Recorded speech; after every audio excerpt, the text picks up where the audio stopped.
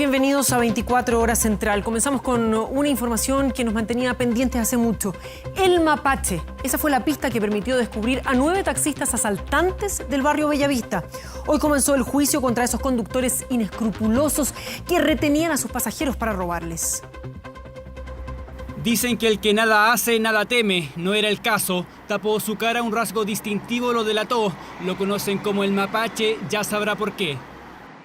Se movilizaba en este taxi. Como él, otros 8 son parte de una banda que operaba principalmente en barrio Bellavista. Choferes de oficio, delincuentes cuando se presentaba la oportunidad, según la fiscalía. Y una vez que la víctima se encontraba sobre el taxi, permitían que otros 2 sujetos se subieran también al vehículo. Y ellos se encargaban de neutralizar a la víctima y, bajo intimidación, obtener las claves de sus tarjetas bancarias. Los delitos se remontan a 2017. Van 32 acreditados, podrían llegar a 100. Este lunes se enfrentaron a la justicia. Comenzó el juicio oral. Ahí estaba Cristian Cuevas Morales, conocido entre sus pares como el mapache, por lo característico de sus ojos. El mismo que giró dinero de sus víctimas, intentó ocultar su cara, poco le sirvió. Junto a ellos, otras 3 personas, bomberos de un servicentro, hicieron oídos sordos a la víctima que iba dentro del taxi. Simulaban efectuar compras, sacaban el dinero en efectivo y realizaban el pago con la tarjeta de crédito de la víctima. De esta manera restituían el dinero que sacaban en efectivo para que la caja del local cuadrara y le daban una comisión al dependiente. Yo no tenía conocimiento de nada de lo que estaba ocurriendo. Yo trabajaba en un servicentro de una bomba. ¿Qué es lo que estaba ocurriendo? De verdad no tengo mayor conocimiento. Es su versión, las fiscalías tienen otra. Son 2 las que lideran la indagatoria, Centro Norte y Oriente, en una investigación inédita. Eso porque ocurrió en barrio Bellavista, límite entre Recoleta y Providencia, diferentes comunas, mismo delito, mismas denuncias. Decidimos compartir información, cosa de llegar a un mejor éxito en la investigación y, en definitiva, unificar las causas para realizar un solo juicio. Logramos identificar a personas que estaban dedicadas a esta actividad y que todos ellos eran taxistas. Y todos actuaban igual. Tomaban al pasajero, a las cuadras lo asaltaban, iban directo a sus tarjetas de crédito, las giraban, luego abandonaban a las víctimas en sectores periféricos a kilómetros de distancia. Le empiezan a amenazar siempre de muerte, que te vamos a matar, que no nos vayas a dar un número equivocado. Hay un taxista que está prófugo, los otros 8 continuarán en prisión preventiva. Cambiaron los techos amarillos por petos, mantuvieron el color, arriesgan hasta 18 años de cárcel. Y ponga mucha atención, hace menos de un año comenzó el recambio de los medidores de luz. Un proceso que va a demorar 6 años más, pero que ya ha sido cuestionado por clientes que reclaman que los aparatos inteligentes cobran más que los antiguos. Mire. En octubre pasado, Victoria nos contó su caso. Cambiaron su medidor y de inmediato vino un alza en su cuenta. Si pago 180 y después me salen 210, obvio que son 30.000 pesos que están en contra mío.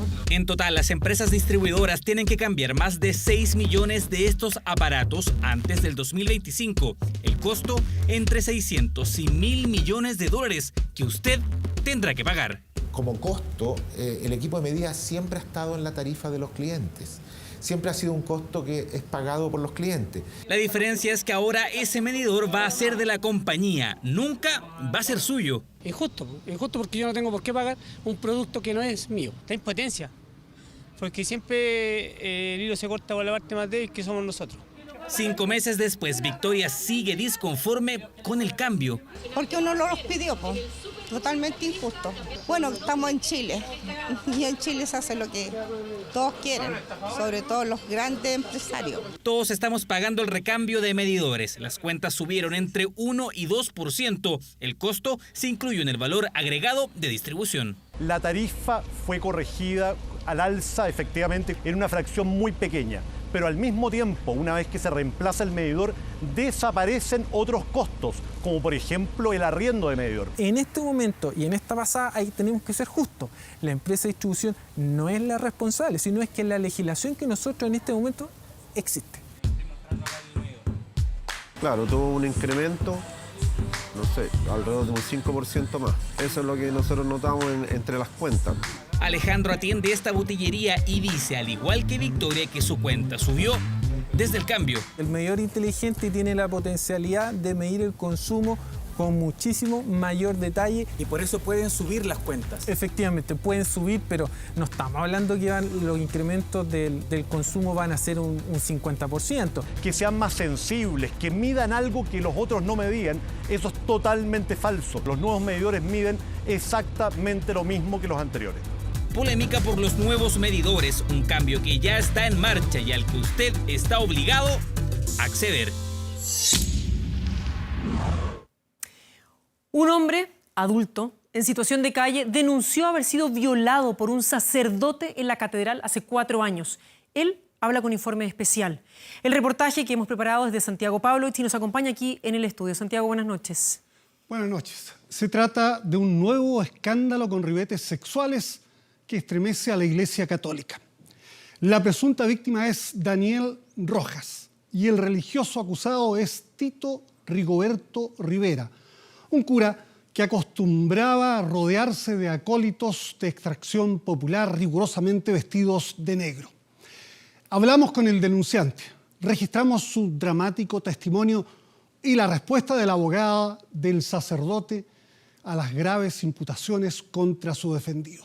La Fiscalía de Alta Complejidad investiga el caso y se agrava la situación procesal del cardenal Ricardo Esati, imputado por encubrimiento de abusos sexuales. Advertimos que algunos testimonios podrían ser perturbadores para algunas personas. Daniel Rojas Álvarez tiene 43 años y no registra antecedentes penales. Actualmente vive en una plaza santiaguina. Está divorciado y tiene 3 hijos. Dice que su vida tuvo un dramático cambio hace justamente 4 años, cuando pidió ayuda en la catedral para comprar un medicamento para su hija afectada por una infección urinaria.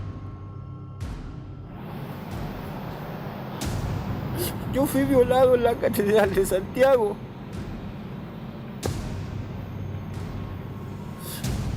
En la catedral de Santiago.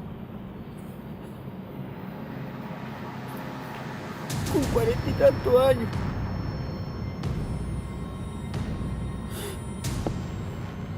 Yo iba a buscar un remedio para mi hija. A esta edad cuesta creer que me pasó esto. Para mí saco fuerza y flaqueza para hablar con usted. Pero lo estoy haciendo porque quiero verdad primero, justicia. Nada más. ¿Me entiendes? Y que vengan los golpes, que venga el perjuicio, porque el perjuicio ya lo tengo. El perjuicio de estar en la calle, el perjuicio de mucha gente que prefiere seguir haciendo leña del árbol caído, el perjuicio de vivir invierno en esa banca. El supuesto violador fue Tito Rigoberto Rivera, un sacerdote tradicionalista aficionado a las misas en latín y compulsivo coleccionista de incensarios, cálices, crucifijos y ornamentos religiosos. Hoy estaba aquejado del mal de Parkinson, cáncer a la próstata, diabetes y problemas renales. Lo fuimos a ver a su casa, pero no estaba. Finalmente llegó conduciendo su Citroën. Nos pidió que lo esperáramos mientras entraba el auto. El portón se cerró y luego de varios minutos se entreabrió. Nos pasó un celular y nos dijo que habláramos con su abogada. Había optado por el silencio respecto a la acusación de Daniel. Su abogada niega tajantemente que haya habido violación. Imposible, imposible. Incluso si usted ve al Padre Tito, el Padre Tito no tiene fuerza, no tiene ninguna posibilidad, digamos, de imponerse ante un señor que hoy día tiene 41, 42 años. Entiendo que la denuncia es de marzo del año 2015, cuando el padre ya estaba en muy malas condiciones. De hecho, el padre, si estamos ahora en el 2019, debe llevar unos 5 años fácilmente entrando y saliendo de hospitalizaciones. Esta fotografía del padre Tito Rivera fue tomada en el aeródromo de Tobalaba. La obtuvimos de Facebook y fue captada en el año 2017. Cuando iniciaba su vida religiosa en Los Mercedarios hace más de 30 años. El cura Tito fue expulsado de esa orden, pero luego fue ordenado sacerdote en San Felipe. Fue capellán de Carabineros por 14 años. Luego párroco en Santiago, capellán en la catedral y desde marzo del 2015 rector en la iglesia de las Agustinas. Ese mes se cruzaron en la catedral los destinos del padre Tito y de Soro Daniel Rojas Álvarez, un hombre que buscaba ayuda y que mientras hablaba con una voluntaria católica de origen japonés, habría sido interpelado por el sacerdote. Y entro y le estoy contando a la madre y él entra para adentro. ¿Qué pasó, María? No, quiero ir a ayudar. Entonces, ¿qué te pasó? No, ahí le cuento yo. Le digo, le explico. A ver, vamos, yo te voy a ayudar. ¿Y cómo estáis de nuevo? Bien, pues, le dije yo. No sé, yo te he visto en algún lado. Así, pues. Le dije, a lo mejor me está confundiendo igual, pero igual me va ayudando. Y de ahí salimos de esa placita y los vamos y los volvimos a meter a ese pasaje y entramos internamente por ese mismo camino de la librería Manantiales, pero pasamos de largo para adentro. Y de ahí doblamos a la derecha, porque iba adelante. Y había como una escalera para arriba, así bien antigua. Divorciado de su primera mujer, Daniel cohabitaba de manera intermitente con una nueva pareja. Vivía en la casa de la suegra y las cosas no iban bien. Más de una vez debió dormir a la intemperie. Trabajaba en un puesto callejero vendiendo poleras impresas y ese día del verano del 2015 estaba preocupado por su hija enferma que requería un medicamento llamado cefadroxilo. Daniel cuenta que el padre Tito lo hizo pasar a una pieza donde había una cama antigua y una mesa redonda con un florero. Tras una puerta se podía ver un baño. Daniel dice que bebió un vaso de agua que le ofreció el cura, quien luego fue al baño. Mientras esperaba, declara haberse sentido sin fuerzas. ¿Cómo te sentís, guachito? Así, con el libro. Y viene y se saca como una cruz, unos anillos, y los deja arriba de la mesa. Y se va contra mí. Y yo no tenía fuerza. Cuesta creerlo. Empezó a abusar de mí. Me bajó el cierre. Primero se hacerme en ocasiones. Me abrió las piernas. Me bajó el cierre. Después me tiró esto para acá y me levantaba, le costaba, porque no me podía mover ni yo. Y yo quería defenderme, quería mover este brazo para ponérselo en la frente, para sacarlo y no podía. Empecé a llorar, a desesperarme. Una frustración terrible.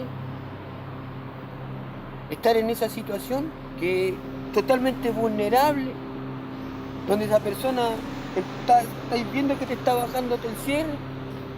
Y de repente empezó a besarme el pene.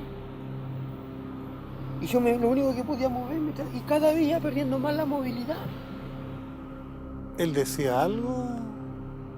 Sí. ¿Qué decía? Te rico, guachito. Soy mío, ¿te das cuenta? ¿Te gusta esto? Y pasaba la lengua.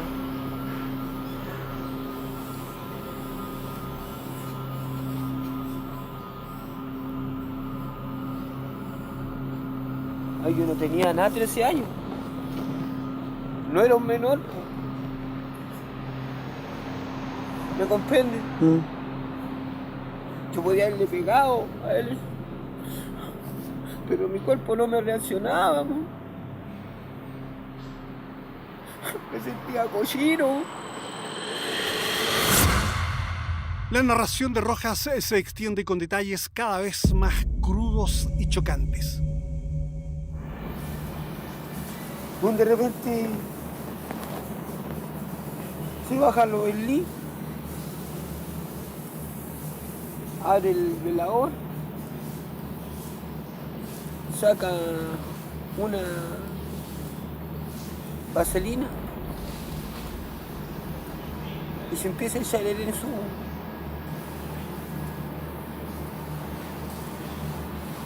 su ano.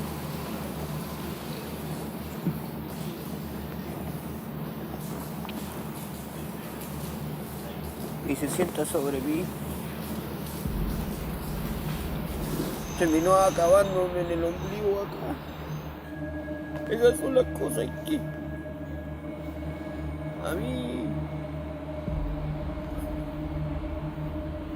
hasta el día de hoy que no me dejan dormir en la noche. El cura Tito le habría dicho después: Me casi, me dijeron, te portaste bien, te rico, ya que tranquilito que te voy a pasar la plata. No tenés que contarle a nadie en sí. Daniel dice que no lo podía creer mientras bajaba la escalera y salía de su estado de estupefacción. Había sido drogado y violado con más de 40 años por un cura y en la catedral. Días después, el 18 de marzo del 2018, denunció al padre Tito en la oficina pastoral de denuncias, lo cual dio origen a una investigación previa del sacerdote Francisco Walker. Pronto saltó ante Walker una denuncia que había llegado al correo de la iglesia en el 2011, justo el día en que se suicidó el cura Rodrigo Allendez, acusado de abusos sexuales contra menores. En la comunicación de María Ignacia del Porte se decía: ¿Qué impotencia siento? Yo paso por lo mismo con mi hijo, que ahora tiene 20 años. Las primeras relaciones homosexuales de mi hijo fueron con el sacerdote Tito Rivera Muñoz, un cura de la Catedral de Santiago, cuando él tenía solo 16 años. Mi hijo nos contó que este padre Tito acostumbraba a llevar a su casa acólitos bonitos. Los feos, según el padre decía, eran para la iglesia. Este cura mantenía relaciones homosexuales con diferentes jóvenes, la mayoría menores. La señora del Porte no pudo ser ubicada por los investigadores, pero todos los testimonios recogidos por Walker condujeron a establecer un patrón de conductas homosexuales en el cura Tito, que en la jerga eclesial eran pecados contra el sexto mandamiento. Incluso el mismo sacerdote Tito terminó reconociéndolas y su abogada lo confirma. Podría definirse como una persona que ha tenido algunas conductas homosexuales y también heterosexuales, como la gran mayoría de los sacerdotes por lo demás. Una declaración de un joven dio cuenta que el sacerdote había tenido sexo con monaguillos mayores de edad. El mismo testigo mostró al investigador Walker y al canciller de la catedral un pendrive con 8 fotografías en las que se veía al cura Tito practicando sexo oral y anal. Las imágenes las habría captado el mismo sacerdote. Hasta donde yo entiendo, el padre Tito, en el supuesto de que haya tenido relaciones homosexuales con otras personas, no era de aquellos que se filmaba, o que se sacara fotografías o selfies en algún tipo de relación. La investigación previa dio cuenta también que empleados y sacerdotes de la catedral habían señalado que el padre Tito más de una vez subió a jóvenes y acólitos al dormitorio de la catedral, identificado por Daniel Muñoz. Un funcionario afirmó que a veces la habitación usada por Tito quedaba inmunda. Daniel Rojas no fue citado por los investigadores, que señalaron lo difícil que resultaba ubicarlo, ya que vivía en la calle.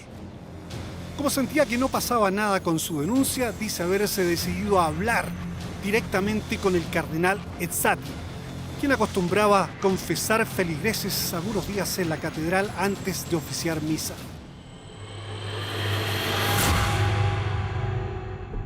Y le empiezo a confesar lo que me había pasado en el segundo piso, por qué llegué a ese segundo piso. Le conté lo que le había pasado a mi hija y lo que había hecho el padre Tito Roberto Rivera de mí. Entonces,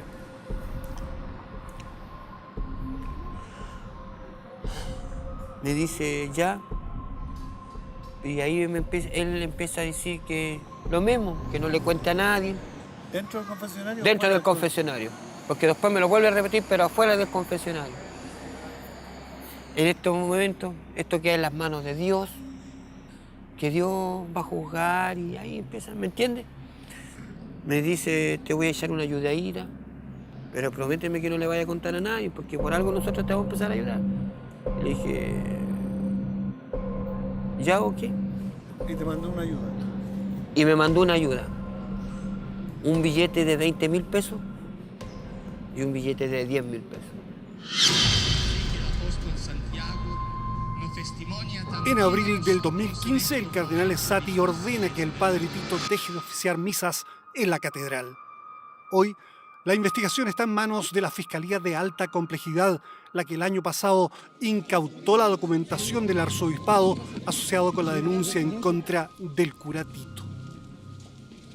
Tiene algunas complicaciones propias de delitos no denunciados en su momento, digamos, que en consecuencia redundan en un beneficio del imputado que ha estado todo este tiempo sin investigación. Pero gracias a esos allanamientos es que pudimos realizar una investigación, la cual está bastante avanzada, pero no me puedo referir a detalle de la misma por razones obvias, aunque es un caso no formalizado. La abogada del sacerdote duda de la condición mental del denunciante Daniel Rojas. Efectivamente, una persona que se define en situación de calle, indigente, normalmente son personas que tienen varios problemas mentales. Si el tribunal eclesiástico estimó que era verosímil, fue porque efectivamente contó con la denuncia de este señor, que fue bastante persistente. Según nuestros antecedentes, el peritaje psicológico que le practicó la PDI observó síntomas ansiosos, depresivos, asociados a su experiencia en la catedral. Declara la PDI que Daniel tiene las competencias necesarias para declarar y se descarta que los signos de daño psicológico respondan a un proceso de simulación con fines gananciales. Yo no necesito que me paguen un pasaje para ir a conocer al Papa. Yo no necesito que me paguen bien y estar en el mejor hotel en Roma. ¿Me entiendes? Yo no aquí busco una media... Yo no aquí busco aquí millones, yo no busco realización. Yo lo único que busco es verdad y justicia.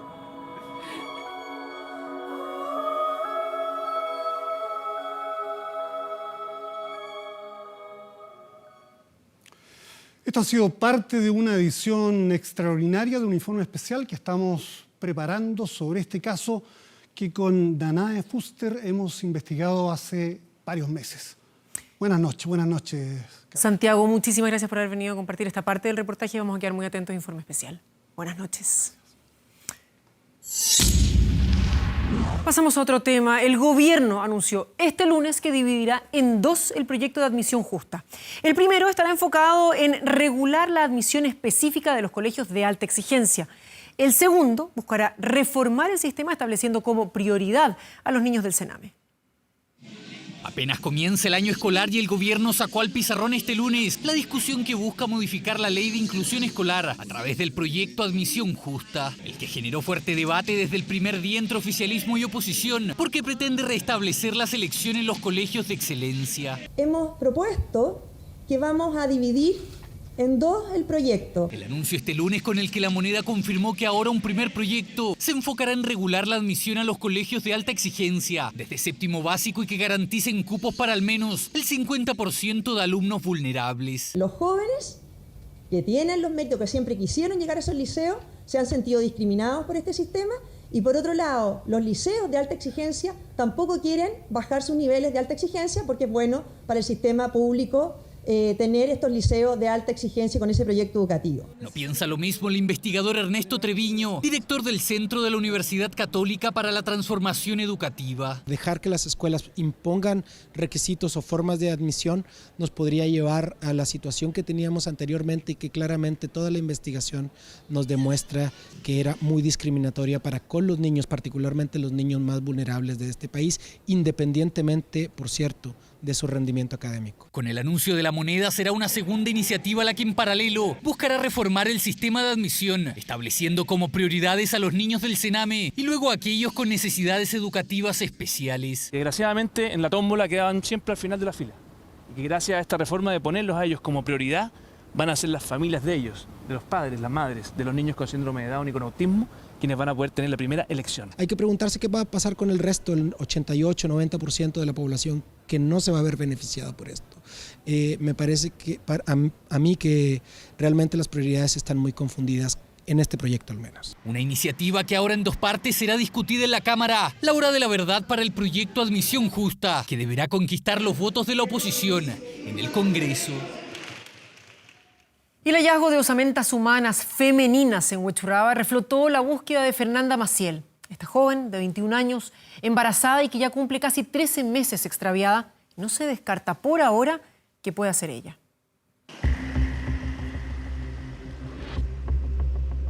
Un cráneo y un trozo de fémur, restos óseos que después de 1 año y 1 mes para el Ministerio Público significan esperanza, mientras que para una familia es la posibilidad de confirmar, sin dudas, la peor de las tesis. Se trata de osamentas femeninas, ya no se puede determinar la identidad de las mismas y el resto, digamos, materia de investigación.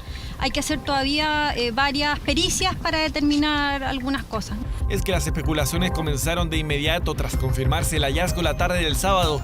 Restos humanos dentro de un saco en el canal Santa Clara de Huechuraba. Las miradas apuntaron inevitablemente hacia la desaparición de Fernanda Maciel, idea que creció tras concurrir al lugar de la fiscal del caso.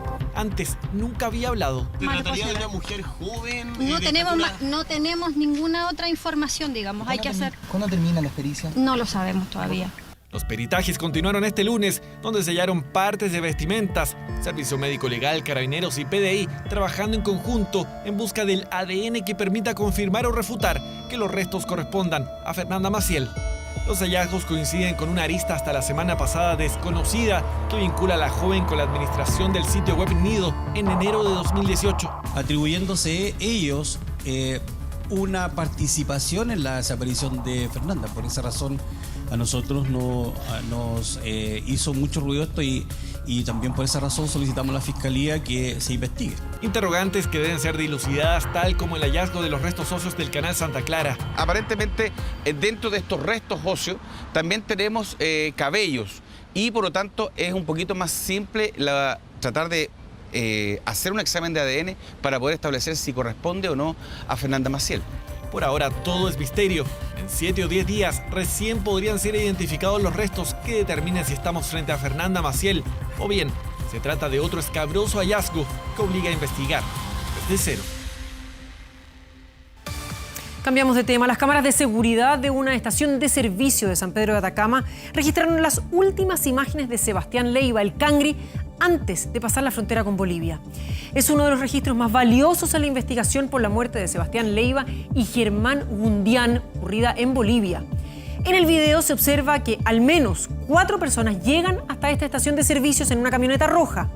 Sebastián Leiva se baja a comprar a una tienda y minutos después abandona el lugar como conductor de la camioneta. Según los antecedentes de la investigación, el resto de la tripulación podría estar integrada por un sujeto apodado el Lulú, quien aún está desaparecido y habría huido a Bolivia.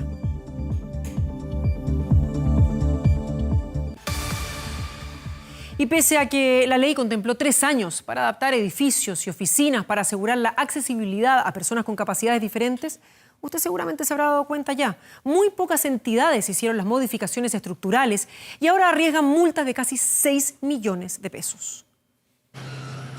Fue un decreto supremo el que el 4 de marzo del año 2016 consagró la accesibilidad universal. El país se fijó un plazo de 3 años para que todos los edificios y oficinas que atienden público instalen rampas, barandas y señalética que permitan a las personas con alguna discapacidad un tránsito sin obstáculos. Yo creo que no está cumplida, fíjate. Basta mi día a día para darme cuenta que a Chile le falta mucho por ser un país inclusivo. La silla de ruedas eléctricas que utiliza Francisca quedó atascada en varios lugares. Tampoco pudo superar las artesanales rampas de esta galería. Ellos cumplen con la norma, pero no se ponen en el lugar de la persona. O sea, a mí me encantaría que una persona fuera capaz de sentarse 24/7 y hiciera todas las tareas habituales de su vida en una silla de ruedas. Del momento que yo pueda realizarme al 100% por sí sola, ahí yo te voy a decir, sí, yo me siento que Chile me da dignidad. Ahora no. Mientras algunos edificios públicos supieron adaptar sus accesos principales, otros lucen igual que siempre con escaleras y dificultades para poder ingresar. En los bancos y también en cajeros automáticos se repite la historia. Encontramos espacios donde no hay pavimento antideslizante, lo que podría causar que una persona que usa bastones podría caerse si este pavimento está húmedo. Encontramos también lugares donde se tiene que acceder por medio de peldaños, donde es imposible que una persona con discapacidad física pueda entrar. Yo creo que estamos en un nivel bastante bajo de cumplimiento, tanto en instituciones públicas como privadas, es bastante transversal.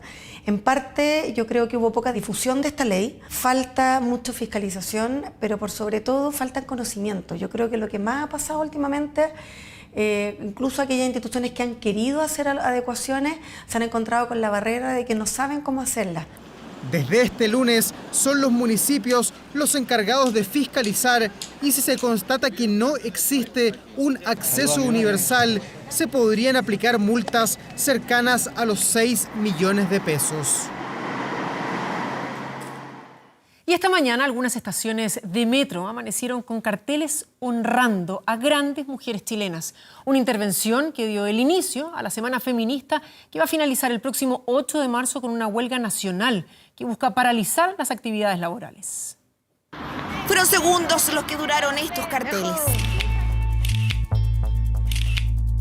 Segundos simbólicos que dieron inicio a la Semana Feminista. Esta mañana en algunas estaciones se rindieron honores a las grandes mujeres chilenas. Los metros hoy día son uno de los símbolos, ¿cierto? Los nombres de los metros son unos símbolos que nosotras quisimos intervenir visibilizando nuestra memoria, visibilizando a las mujeres que han marcado nuestra historia. Una actividad que busca generar conciencia y convocar a la primera huelga feminista, cuenta regresiva para el 8 de marzo. Bienvenidas todas las manifestaciones que simbolizan justamente, por una parte, la exclusión de las mujeres, especialmente en el espacio público, pero que también visibilizan mujeres que han ocupado un lugar muy importante en la historia de nuestro país.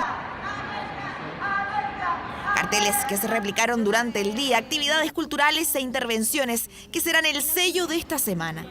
Educación no sexista. Una ley de migración con enfoque de género y derechos humanos. De fin a la violencia sexual, política y económica hacia las mujeres. La huelga va. Es parte de los 10 puntos de petitorio que denuncian las agresiones sexuales, las injusticias laborales y la brecha salarial, entre otros puntos. Un llamado a no solo a marchar en las 40 ciudades confirmadas, sino a parar las actividades laborales en todo el país. Hacemos un llamado a una huelga laboral, no ir al trabajo. También vamos a estar hoy día en la tarde asesorando con Abofem para mostrar que existe esa posibilidad, que tenemos la posibilidad. Todas las formas de hacer visible esta injusticia que nos arrastra por décadas en Chile sirve, en la medida que se haga con respeto, dentro de lo pacífico. Yo creo que sí, esta huelga va a pasar a la historia. Un superlunes feminista que se tomó los espacios públicos y que esperan convocar masivamente este viernes 8 de marzo para que la voz de la mujer chilena encuentre justicia. Y otro exaltomando del ejército fue procesado por la ministra Romy Rutherford. Se trata del exdirector de finanzas de la institución, Yoso Santich, acusado por fraude al fisco por más de 88 millones de pesos y por el delito de falsedad militar por la emisión de facturas falsas. Otro exaltomando del ejército que cae por fraude a la institución. El turno ahora fue de Yoso Santich, ex jefe de finanzas del ejército entre 2010 y 2014. Este lunes procesado por la ministra Romy Rutherford por los delitos de fraude al fisco por más de 88 millones de pesos y falsedad militar por la emisión de 60 facturas falsas. Seguramente Santich leía su procesamiento, el cual se originó por dos aristas, Tecnodata 2 y 3. Ahí se detalla todo un mecanismo para defraudar. Eso porque funcionarios del ejército emitieron 60 facturas falsas a la empresa Tecnodata por la compra de artículos computacionales como cartuchos de tinta y tóners. Sin embargo, esos insumos jamás llegaron a las dependencias del ejército. Una parte del dinero emitido por esas compras falsas se quedaba en manos del proveedor de Tecnodata y el resto era para los uniformados involucrados que recibían el pago en efectivo o especies. Había un germen de organización donde uno mentía y falsificaba la realidad y el otro se beneficiaba. Yo creo que lo que corresponde aquí es sin duda respaldar el gran trabajo judicial que está haciendo la ministra Rutherford, que está develando algo que muchos sospechaban. Josu Santich está recluido en el Regimiento de Policía Militar de Peñalolén, en una cabaña justo al lado del que fuera su comandante y jefe del ejército, el general en retiro Juan Miguel Fuente Alba, procesado por el delito reiterado de malversación de caudales públicos por más de 3.500 millones de pesos. Así Santich pasa a ser uno más de la lista de procesados por la ministra Romy Rutherford, quien podría citar a declarar próximamente a los excomandantes en jefe del ejército Juan Emilio Cheire y Óscar Izurieta. Y el subsecretario del Interior, Rodrigo Villa, aseguró que actuó con apego a la ley, esto al adquirir una casa de veraneo que está al interior de una comunidad mapuche. De esta forma aclaró la información publicada por un medio de prensa. Una casa de veraneo, una parcela de 10.000 metros cuadrados ubicada en la Araucanía. Pero no en las denominadas zonas turísticas, sino a 13 kilómetros de Pucón, en Quetroleufú, justo en medio de las tierras mapuches. Una propiedad que el ahora subsecretario del Interior, Rodrigo Villa, compró en 2009 y que, según el reportaje de Interferencia.cl, contravendría la ley de las tierras indígenas. Es probable que pueda haber un vacío por ahí y tú hagas ese tipo de cosas. El problema es político. El orden público en una región donde tenemos un conflicto justamente de tierras. No estamos hablando de los terrenos que están reivindicando las comunidades, que el subsecretario ha actuado conforme a derecho, se ha ajustado estrictamente a la ley y por lo tanto no hay ningún reproche que hacer en cuanto a esa compra. El subsecretario Uvilla hizo un alto en sus vacaciones en Escocia para responder a los cuestionamientos. He actuado con apego a la ley, a la normativa vigente y cumpliendo los requisitos que ella establece. Y es que según detalló Uvilla, en noviembre de 2009 el terreno que compró en 10 millones de pesos no pertenecía a la comunidad mapuche, sino a la chilena Guadalupe Morís, quien a su vez lo habría obtenido tras separarse de su esposo Jorge Painequir, quien sí tenía origen mapuche. Esto fue una compra legal, es una compra entre particulares, que los antecedentes que nosotros nos llegaron, que fue una subdivisión que se realizó. La persona que vendió la vendió muy barata, o sea, supuestamente por la necesidad. ¿Qué ha pasado ya eso de que venden los terrenos y después la gente se le acaba la plata, parece que se arrepiente y le empieza a darle problema a la gente para quitarle los terrenos? Ley 19.253, que según parte de las comunidades ha permitido que tierras indígenas que debían quedar en manos de los mapuches sean vendidas a particulares. Y vamos a información internacional. En medio de los temores de una posible detención, el presidente encargado de Venezuela, Juan Guaidó, volvió a su país. Ingresó sin problemas a Caracas en un avión comercial para reunirse con miles de partidarios que lo acompañaron y recibieron tras su gira por países sudamericanos. La ovación de sus partidarios comenzó apenas cruzó el control migratorio del Aeropuerto Internacional de Maiquetía. Siguió a la salida del terminal aéreo. ¡Dios te bendiga, Juan! Y se multiplicó por miles en su recorrido hasta la Plaza Alfredo Sadel en el este de Caracas, escoltado por embajadores europeos y representantes diplomáticos de América Latina.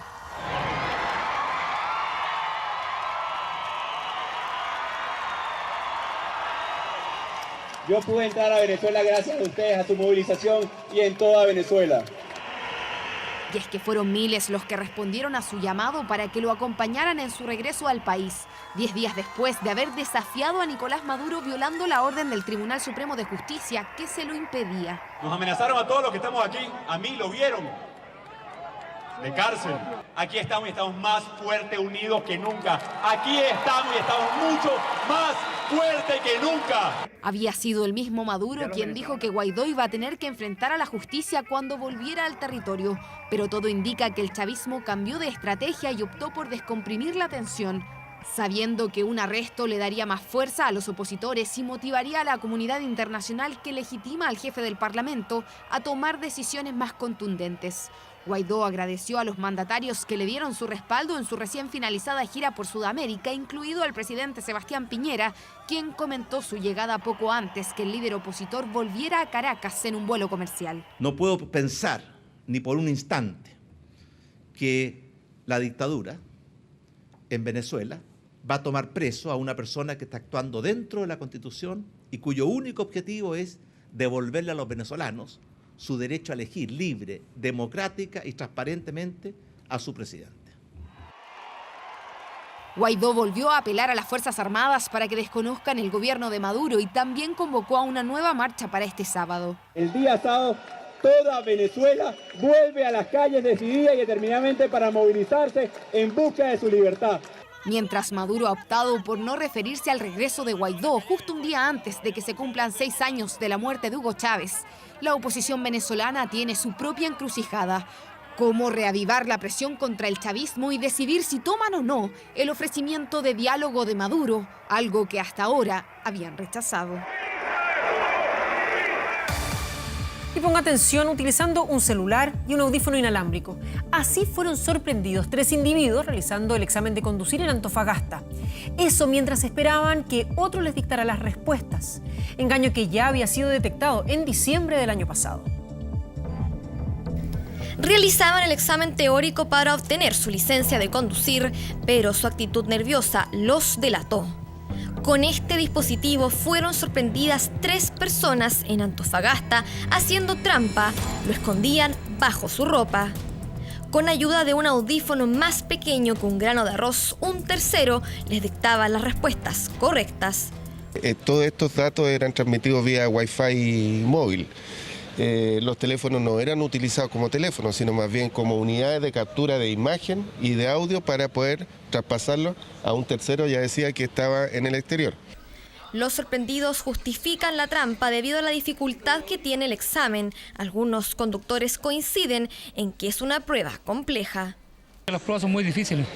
Te tiran, por ser el libro para estudiar, te tiran 250 preguntas y te hacen 10. De 200 preguntas, que te tomen 10 es un poquito complicado, pero si quieres ser profesional bueno, hazlo. ¿Es muy difícil el examen? No, para nada. ¿No se justifica hacer trampa? Para nada. Hay que estudiar nomás. Es la segunda vez que funcionarios municipales detectan este método fraudulento para la obtención de licencias de conducir. La última fue en diciembre del 2018. La forma de pasar el examen era ofrecida a través de las redes sociales a un costo cercano a los 200.000 pesos. La Municipalidad de Antofagasta va a hacer una querella contra estas personas. Y por supuesto manifestar toda la colaboración a Carabineros para poder detectar esta banda que estaría detrás de esto y ofreciendo este tipo de implementos para poder obtener la licencia de conducir, al menos en la comuna de Antofagasta. Los 3 detenidos, 2 hombres y una mujer, todos de nacionalidad colombiana, quedaron inhabilitados para obtener la licencia de conducir en la comuna de Antofagasta.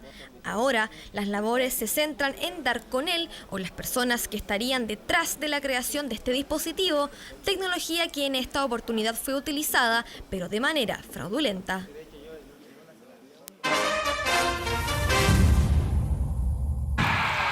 ...24 horas Deportes. ¿Qué pasa con Alexis? El peor momento del chileno en Inglaterra. Bielsa recuerda a Bonini, habló con 24 horas. El color del Mundial del 62. Está complicado todo lo que le ocurre en estos momentos a Alexis Sánchez. Lesionado, 4 a 6 semanas fuera de las canchas. Se pierde el resto de la temporada, es casi un hecho. Y hay algunos que dicen que nunca más va a jugar en el Manchester United, porque hay comentaristas que señalan hoy ha sido la peor contratación en la historia del club del Maño. Miren ustedes el panorama entonces del atacante chileno. Quedó mal Alexis. No me digas, no parecen buenas noticias, ¿eh? La mala fortuna lo persigue justo cuando era titular y comenzaba a afirmarse. Alexis sufrió esta dura lesión el sábado, una que podría acelerar su adiós del United. La verdad, esperemos que no sea de gravedad. No puede continuar. Bueno, en cuanto a Alexis, puede haber un daño al ligamento. Esperemos que no sea tan malo. Recién este lunes se supo la gravedad de la lesión. Los medios ingleses hablan de una distensión medial del ligamento de su rodilla que dejaría a Alexis fuera de las canchas al menos por 6 semanas. Maravilla se perderá los 2 amistosos de La Roja en marzo, aunque no la Copa América. pero el ligamento medial afortunadamente tiene muy buena capacidad de cicatrizar solo en forma espontánea, entonces son lesiones en general de buen pronóstico. Qué pena. ¿Y qué Premier está pasando, Alexis? Así se confirma una campaña negra del chileno en Old Trafford. Son tantas las críticas por su presente que el The Sun le colgó el cartel del peor fichaje en la historia del Manchester United, a la misma altura de Bebé y Cleverson. Esto a propósito de su bajo rendimiento, su altísimo sueldo y de que apenas ha logrado un gol en esta temporada. A veces no jugaba, que sí, que no, y ya el jugador pierde la confianza. A veces estoy jugando bien, hago un gol y me sacaban. Que en la medida en que tengan un mejor presente va a ser positivo para la selección. Desde Inglaterra aseguran que esta lesión significa la lápida del chileno como jugador del Manchester United. Coincidencias o no, los Diablos Rojos disfrutan de su mejor momento justo cuando a Alexis le llueve sobre mojado. Rabia, frustración, por supuesto, del chileno. Seguimos en Inglaterra, donde Marcelo Bielsa lucha punto a punto por acceder con el Leeds United a la serie de honor, a la Premier League del fútbol inglés. Pero conversó con el periodista de 24 horas, Pablo Ramos, allá en Leeds. Recordó a Chile y también recordó a su compañero de ruta, el profe Bonini, fallecido hace poco más de un año. Se emocionó el maestro. Poder jugar ya frente a 35.000 personas enfervorizadas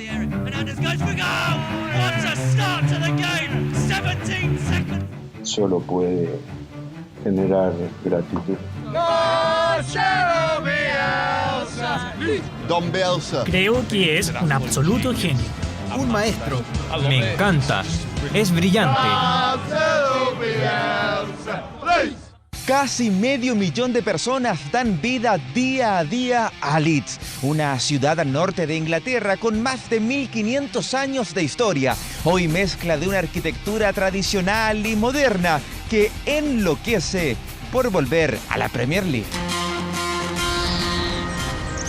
A una hora del centro de la ciudad, entre campos y donde solo se escuchan las aves, aquí se forja la locura del Leeds por lograr el regreso a la primera división del fútbol inglés. Este es el templo donde Marcelo Bielsa, siempre escudado por su traductor Salim, planifica la arremetida final en el campeonato. En cualquier caso es importante que el Leeds consiga puntos. Los partidos que restan por jugar tienen carácter definitorio cada uno. A 2 puntos del líder Norwich, 12 años después, el ascenso por fin se acerca para el cuadro del rosarino. ¿Será posible? Veremos. We'll see. Risas del ex técnico de La Roja que mezcla con nostalgia cuando le recordamos su paso por la selección nacional. Desde que usted llegó acá al Leeds, ahora se televisan los partidos de su equipo en Chile y lo siguen mucho los chilenos por lo demás, lo que demuestra el profundo cariño que existe por parte de la gente chilena hacia usted. Que todos aspiramos como logro máximo a ser queridos. Yo quiero mucho a Chile, me sentí muy querido por los chilenos. Nunca me olvido de lo admirable que son para mí la gente que construye Chile todos los días.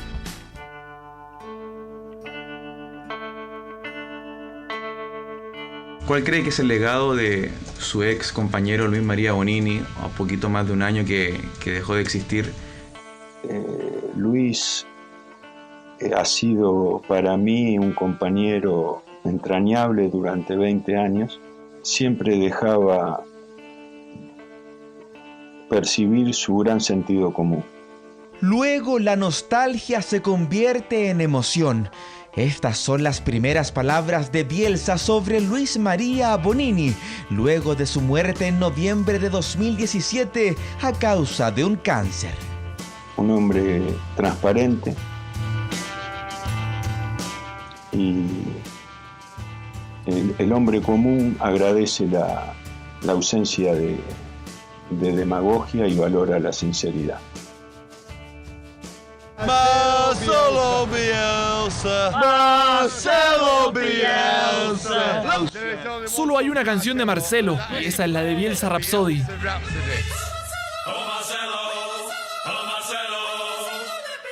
Esta, la canción que todos cantan en Leeds. Creo que está haciendo un trabajo fantástico. Realmente me encanta, es sensacional, un hombre increíble. A puertas de cumplir su centenario este año, uno de los equipos de mayor tradición del fútbol europeo se encomienda a la revolución bielcista para salir del barro inglés y regresar a la glamorosa Premier League. Marcelo Bielsa no es un hombre de emociones fáciles porque al escuchar el recuerdo que ha hecho de Bonini realmente nos golpea y nos llega muy adentro. Bielsa sigue siendo un tipo que recuerda todo lo que le pasó en este país de un modo muy especial. Estamos en su corazón, lo tengo absolutamente claro. Como nosotros tenemos en el corazón el Mundial del 62, que también vamos a evocar a 10 años del lanzamiento de nuestro exitoso canal 24 horas. En ese momento descubrimos en los archivos de TVN las imágenes en color del Mundial del 62.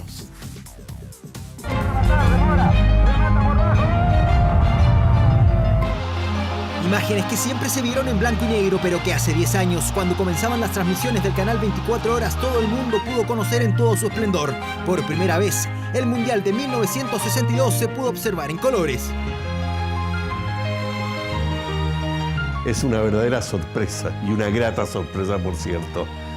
No creí que podría existir. Era toda una novedad, cambiaba completamente la percepción de uno de los hechos más importantes de la historia de Chile. Algunos de los jugadores de aquel plantel de La Roja pudieron observar esas imágenes antes de ser emitidas el 4 de marzo de 2009. Verlo en colores es realmente emocionante. Te trae un gran recuerdo de esa época que fue memorable. Así para Chile el gol de la victoria. 10 años después, Leonel Sánchez sigue agradeciendo la exhibición de estas imágenes en colores. La imagen quedó, hasta el día de hoy todavía está en la imagen. Es cosa que si alguien se preocupa de celebrar el año 62, me da alegría, me da una emoción. Yo creo que todos mis compañeros quedaron muy contentos. Tenía tantos años, 25 años más o menos, ahora tengo 83 años. Son imágenes que reforzaron el valor histórico de la organización del Mundial del 62 con un valor incalculable y que llegaron a TVN de manera casi anónima, solo con una firma de una familia de apellido Molina. Así fue la historia de cómo se encontraron estos registros. Tenía que hacer una nota del cardenal Silva Enrique. Pedí en documentación la cinta más antigua que había en ese entonces. Me llamó mucho la atención de que el cardenal no tenía audio. Ahí despertó mi curiosidad y seguí buscando y encontré estos partidos de fútbol a color. No estaban los partidos completos, sino que fragmentos importantes, especiales de ese campeonato mundial. Por ejemplo, recuerdo la inauguración. Fue fortuito, pero gracias a la curiosidad pudimos encontrarlo. Pasan los años y el Mundial de 1962 sigue siendo uno de los episodios más importantes de la historia de Chile. Una cita que hace 10 años por Canal 24 Horas y Televisión Nacional de Chile se vio por primera vez en colores.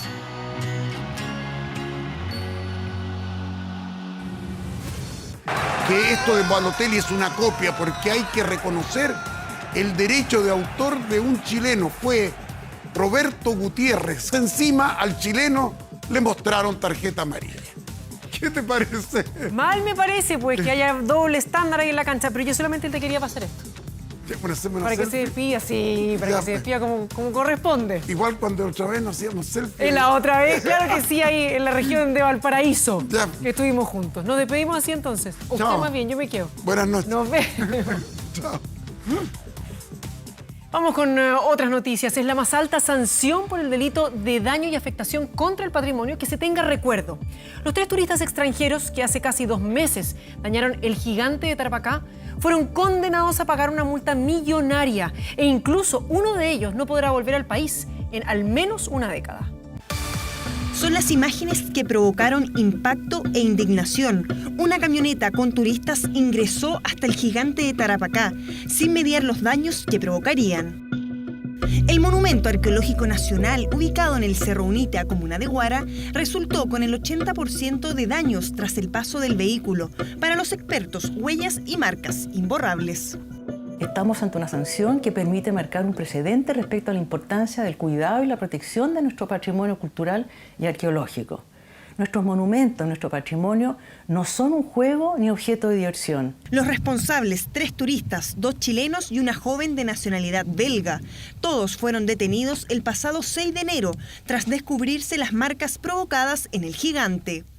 Este lunes se leyó la sentencia por el delito de daño y afectación de integridad contra Monumento Nacional.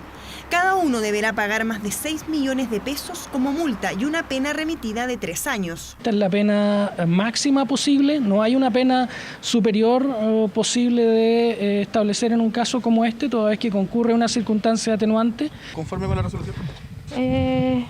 No, o sea, no voy a hablar, no le voy a dar declaraciones.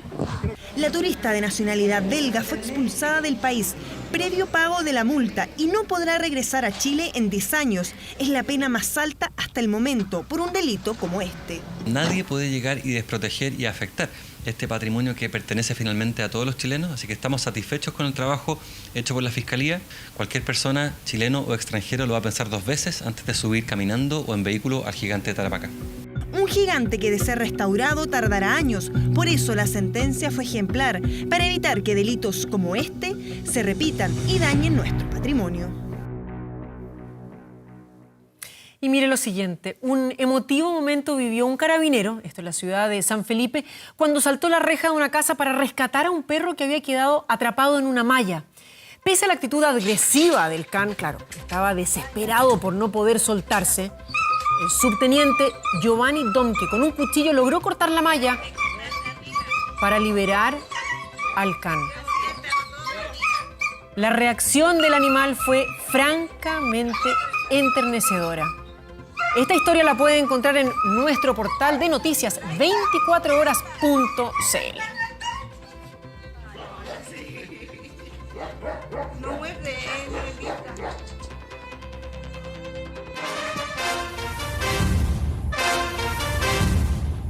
Lo siguiente se lo contamos con muchísimo orgullo. La misión era muy compleja, transmitir noticias las 24 horas del día en vivo y al instante. Ha pasado exactamente una década y hoy el canal 24 Horas es el canal chileno más visto en televisión por cable. Por eso recordamos aquí el 4 de marzo de 2009 y el comienzo de transmisiones. Muy buenas noches. Cuando son ya las 20 horas en punto, le damos la bienvenida a Canal 24 Horas. El 4 de marzo de 2009, la televisión pública chilena daba un salto gigante. Comenzaba sus transmisiones el canal 24 Horas. 9 de la mañana con 30 minutos, seguimos en la mañana informativa. Crónicas y reportajes. Chile al día. La misión inédita y ambiciosa, transmitir noticias las 24 horas, los 7 días de la semana. TVN lo implementó de a poco, botó murallas, instaló cámaras robóticas, teleprompter automático y dio a sus jóvenes periodistas la posibilidad de leer noticias. Solo vehículos de emergencia. El rostro ancla para aquella misión fue el actual senador Alejandro Guiller, quien debía comandar un proyecto en esa época visionario y ambicioso. Por lo tanto, hacía falta un canal de noticias de manera que el ciudadano pudiera informarse cuando el ciudadano quiere, en el momento que quiere, donde tiene una necesidad. Fundamental fue el fallecido periodista Rodolfo Paredes, quien hace una década adelantaba la misión que hoy cumple el canal líder de noticias en el cable. Un canal informativo como quien se sienta a ver una película por largo rato y por muchas horas. La gente entra y sale, pero en lo que tiene que estar absolutamente segura esa oferta es que cuando esa persona decide entrar, encuentre lo que está buscando, que es información. Gerson del Río fue su primer director. El equipo era joven, pero las ganas superaron las expectativas. Un momento de aprendizaje. Nadie tenía idea cómo hacer un canal de noticias en Chile. Se hizo un modelo, se fabricó un modelo propio, nacional, de TVN para un canal de noticias que era mucho más vivo. Un modelo made in Chile. Se incorporaba el último minuto, las entrevistas políticas, el mano a mano. 24 Horas hacía una misión que en esos años parecía gigante, dar noticias frescas casi al instante. Llegué de productora acá, de productora periodística, y hoy día soy editor de contenido. Y si en un principio los cable operadores no se convencían del todo, a una década las cifras son contundentes. Hoy somos la señal más vista de Chile en el cable, en la industria del cable nacional. Muchos dijeron que esto no iba a dar, que no había tantas noticias en Chile, que la gente no tenía este hábito, y aquí estamos, 10 años después, siendo la señal más vista del cable en Chile. Por eso, feliz cumpleaños, Canal 24 Horas, una década de trabajo que se la mostramos en 30 segundos. Un sismo con características de terremoto. Región del Biobío 9, la región más afectada. Somos el primer medio de comunicación en llegar hasta el balneario de Dichato. Estamos bien en el refugio de los 33. Por fin se enteraron que los 33 mineros están vivos. Es como si hubieran tirado un bombazo gigante, parece una zona de guerra. La gente está muy afectada, viene llegando. Se confirma lo que no queríamos escuchar. Un solo consuelo, los 21 pasajeros del Casa murieron instantáneamente apenas impactaron el mar. 10 años, Canal 24 Horas, siempre es hora de noticias. Y otro gran éxito fue el debut de la nueva teleserie Amar a Morir, protagonizada por Antonio Segers y Felipe Brown. Los actores se reunieron, como vemos, en el auditorio de TVN a seguir este primer capítulo de la nueva apuesta de TVN que aborda el tema de la lucha contra el cáncer y cómo el amor es capaz de dar esperanzas. Carolina Rey, Francisco Reyes, Bastián Bodenhofer, Jimena Rivas, junto al resto del elenco, vibraron con el auspicioso estreno de esta nueva serie que irá a diario después del programa rojo. Si usted se lo llegó a perder por esas cosas, bueno, el capítulo debut va a poder ser visto nuevamente esta noche después de la telenovela Esposa Joven.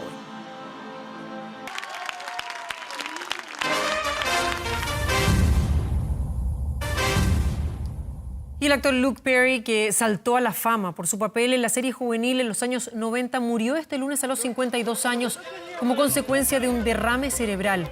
El actor de Beverly Hills 90210 estaba hospitalizado desde el miércoles. Su representante fue el encargado de entregar la noticia y dijo que Perry murió rodeado de sus hijos, su prometida y su ex esposa. También lo acompañaron su madre, padrastro, hermanos y otros familiares y amigos. A través de un comunicado de prensa, la familia del actor agradeció el apoyo de sus fanáticos y pidió mantener la privacidad en este momento de luto. Luke Perry fue un actor que participó en diferentes series, películas, pero su salto a la fama, como les decíamos, lo dio con Beverly Hills 90210 o también Escuela de Tipo Beverly Hills, donde interpretó a Cillian McKay, uno de los personajes principales.